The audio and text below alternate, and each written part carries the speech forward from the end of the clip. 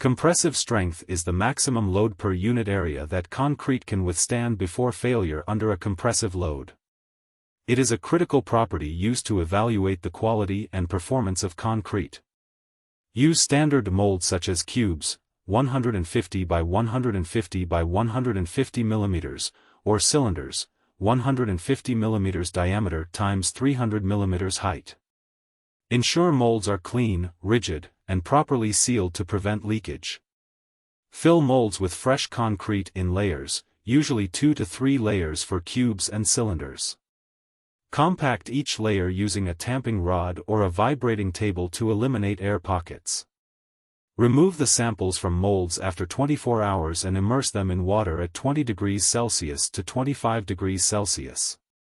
Cure the samples for the specified time, typically 7 or 28 days, depending on the test requirements. Use a compression testing machine capable of applying sufficient load to cause sample failure. Remove the sample from curing and wipe off any surface moisture. Measure the dimensions of the sample to calculate the cross-sectional area accurately.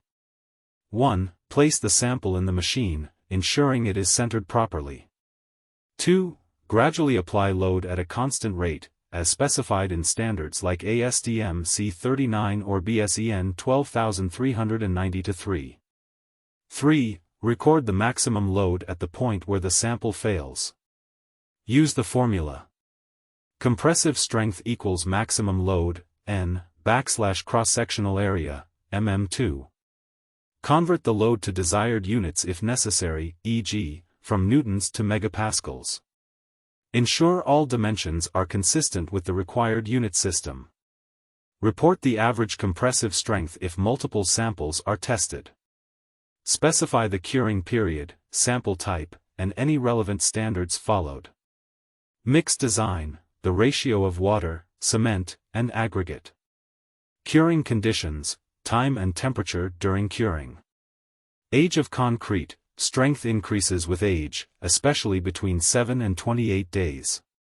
Testing errors, misalignment or uneven application of load.